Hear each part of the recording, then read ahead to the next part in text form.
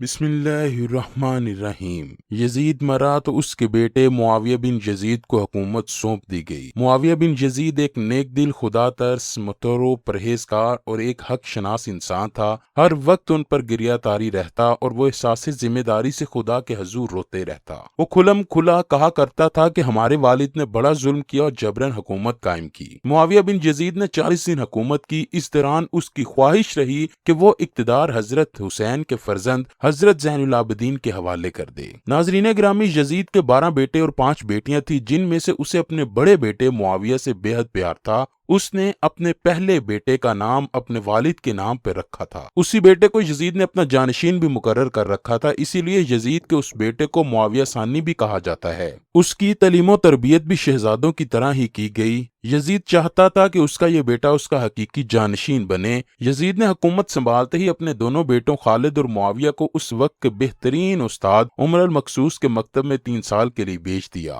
شیخ عمر المخصوص بھی جانتے تھے کہ یزید کا جانشین معاویہ ہے، اسی لیے انہوں نے اس کی تربیت پر خوب محنت کی۔ 61 ہجری میں جب واقعہ کربلا پیش آیا تو شیخ المخصوص کو بہت تکلیف پہنچی، چونکہ آپ کا دل محبت اہل بیت میں تڑپتا تھا، اسی لیے آپ نے یزید کے ان دونوں بیٹوں کو عظمت اہل بیت سے خوب روشناس کرایا تھا۔ ایک طرف کربلا کا واقعہ پیش آیا اور جگہ جگہ یزید کے خلاف بغاوتیں اٹھنے لگیں، تو دوسری طرف معاویہ جو یزید کا جانشین تھا، اس کی تربیت ایک سچے عاشق رسول کر رہے تھے۔ واقعہ کربلا کے تیسرے سال 683 عیسوی میں یزید ابنتناک موت سے دوچار ہوا تو معاویہ بن یزید 20 سال کی عمر میں تخت نشین ہوا۔ جیسے ہی معاویہ ابن یزید تخت نشین ہوا تو استاد محترم کی محنت رنگ لانے لگی۔ اس نے آتے ساتھ ہی واقعہ کربلا کی تحقیقات شروع کروا دی۔ دوسری طرف مروان بن حکم نے مدینہ سے دمشق کا سفر شروع کر دیا۔ بالآخر معاویہ بن یزید نے اپنے والد یزید کو سیدنا حسین کی شہادت کا ذمہ دار جان لیا اور اعلان کیا کہ میں ظلم کی اس کرسی پر مزید نہیں بیٹھ سکتا۔ جب بنو امیہ کے خاندان کو اس فیصلے کا علم ہوا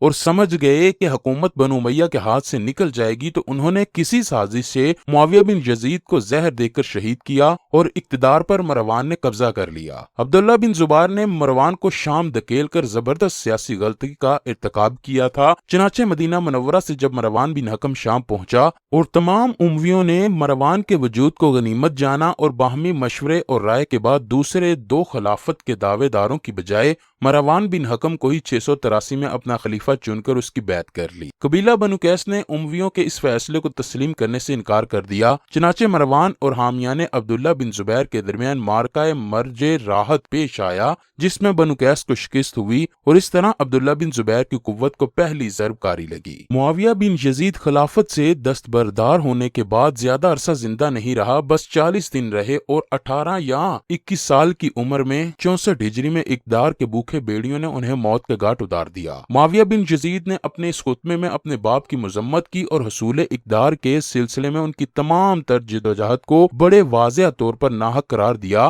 اس کے باوجود علامہ ابن تیمیہ اور حافظ ابن کثیر اور امام ذہبی جیسے حضرات اسے ایک مرد صالح قرار دے رہے ہیں۔ بہرحال اساتین علماء امت کا معاویہ کو مرد صالح قرار دینا اور ان کے حق میں ایک بہت بڑی شہادت ہے۔ معاویہ بن یزید کی سب سے بڑی صالحیت یہ تھی کہ انہوں نے ڈنکے کی چوٹ پر حق کو حق کہا اور باطل کو باطل ہی ٹھہرایا۔ انہوں نے ٹھیک ٹھیک قرآن کے اس حکم پر عمل کیا، یعنی کسی قوم کی دشمنی تمہیں اس حد تک نہ پہنچا دے کہ تم عدل و انصاف کو ہی بھول جاؤ، عدل کرو، یہی تقوی کے قریب تر ہے۔ بدر سے لے کر کربلا تک جو کچھ ہوا اس کے تناظر میں یہ بہت بڑی بات تھی۔ بدر جو حق و باطل کا پہلا معرکہ ہے، اس میں 2 جماعتیں آپس میں ٹکرائیں، 2 قومیں نہیں بلکہ 2 نظریات ٹکرائے۔ ایک طرف نظریہ حق تھا اور دوسری طرف باطل تھا۔ بدر میں قافلہ حق کی قیادت نانا کے ہاتھ میں تھی اور کربلا میں قیادت نواسے کے ہاتھ میں، جبکہ بدر میں باطل کی قیادت ابو جہل کے ہاتھ میں تھی تو کربلا میں باطل کی قیادت یزید کے ہاتھ میں تھی۔ بدر کے بعد باطل کی قیادت یزید کے دادا ابو سفیان کے ہاتھ میں آئی اور اس کے بعد احد سے فتح مکہ تک سب جنگیں اسی بدر کے تناظر میں ہوئیں، جن میں باطل کی قیادت یزید کے دادا ابو سفیان نے کی۔ یہ محض 2 خاندانوں کی لڑائی نہیں بلکہ 2 متحارب عقائد، 2 مختلف نظریات اور 2 الگ الگ تصور زندگی کے مابین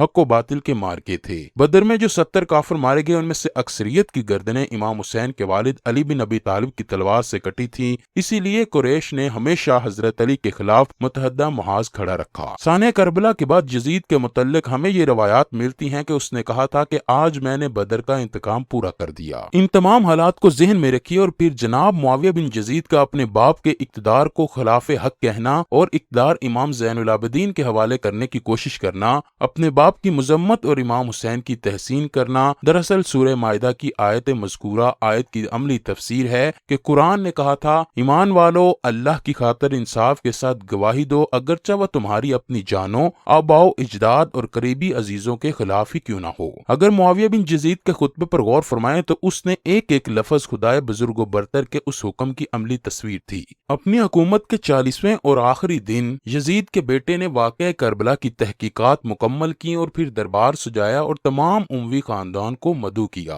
وہ منبر پر چڑھا، حمد و ثنائے اللہ جل شانہ اور نعت سرور انبیاء کے بعد اس نے کہا خلافت اللہ کا مضبوط آئین ہے اور خلفائے باصفا کا حق ہے۔ میرے دادا نے علی المرتضیٰ جو کہ خلافت کے سب سے زیادہ مستحق تھے ان کے ساتھ نزاع و جدال کا راستہ اختیار کیا۔ اس کے بعد میرا باپ جو خلافت کے لیے کسی قسم کا استحقاق نہ رکھتا تھا تخت سلطنت پر متمکن ہوا اور اپنی حکومت کو استحکام دینے کے لیے حسین بن علی جو فرزند رسول ہیں ان کے خون سے ہاتھ رنگے، لیکن بالآخر حالت جوانی میں ہی اس نے دنیا فانی سے رخصت ہوا اور اس چند روزہ حکومت کے عوض دائمی عذاب و وبال کو اپنے ہمراہ لے گیا۔ اس کے بعد معاویہ بن یزید زار زار رویا اور کہنے لگا میں اس کے علاوہ کچھ نہیں جانتا کہ امام حسین کے ساتھ جو محاربہ میرے باپ نے کیا وہ انتہائی برا تھا، اس کا انجام جہنم کے سوا کچھ نہیں کہ اس نے اولاد رسول کو قتل کیا، شراب نوشی کو مباح قرار دیا، تخریب مدینہ منورہ کا مرتکب ہوا اور حرمت کعبہ کی ہتک کو روا رکھا۔ میں اس خلافت میں کوئی لذت و راحت نہیں پاتا۔ ابو سفیان کی اولاد میں سے جو کوئی اس پر راضی ہو اس کو اپنا امیر بنا لو، میں اپنی بیعت سے تمہیں آزاد کرتا ہوں۔ پھر وہ منبر سے نیچے اتر آیا، اس کی ماں اور دیگر عزیز و اقارب آئے تو دیکھا کہ وہ روئے جا رہا تھا، تو اس کی ماں نے کہا کاش تم حیض کا چیتڑا ہی ہوتے اور میں تمہاری خبر نہ سنتی۔ اس پر یزید کا بیٹا کہنے لگا خدا کی قسم میں بھی یہی چاہتا ہوں کہ اگر میرے خدا نے مجھے معاف نہ کیا تو میرے لیے برا ہو۔ پھر بنو امیہ نے اس کے استاد عمر المقصود سے کہا یہ سب کچھ اس کو تم نے ہی سکھایا ہے، اسی لیے اس نے خلافت سے انکار کیا اور حضرت علی اور اس کی اولاد سے محبت کو اس کے لیے آراستہ کیا، تو تمہاری وجہ سے اس نے ہمیں ظالم بھی قرار دیا اور بدعت کو اس کی نظر میں مستحسن بنا دیا۔ بدعت سے مراد یہاں محبت علی اور حمایت اہل بیت اور غاصبین کی مذمت مقصود ہے۔ حتیٰ کہ اس نے یعنی معاویہ بن یزید نے اس طرح کی گفتگو کی اور اس نے کہا جو کہا۔ استاد نے جواب دیا خدا کی قسم میں نے تو کچھ نہیں کہا، بلکہ اس کی جبلت اور طبیعت میں ہی محبت علی رکھ دی گئی ہے۔ انہوں نے نہ مانا اور اسے یعنی عمر المقصود کو پکڑ کر زندہ دفن کر دیا یہاں تک کہ وہ فوت ہو گیا، اور معاویہ بن یزید خلافت سے دستبرداری کے 40ویں دن یا 70 دن کے بعد فوت ہوا۔ موت کے وقت یزید کے بیٹے کی عمر 23 یا 21 اور ایک قول کے مطابق 18 سال تھی اور اس کی کوئی اولاد نہ تھی۔ وجہ موت ایک خاص قسم کا زہر تھا جو اسے اس لیے دیا گیا کہ اموی حکمران مروان اپنی حکومت کو معاویہ بن یزید کے رہتے ہوئے مضبوط ہوتے ہوئے نہیں دیکھ رہا تھا۔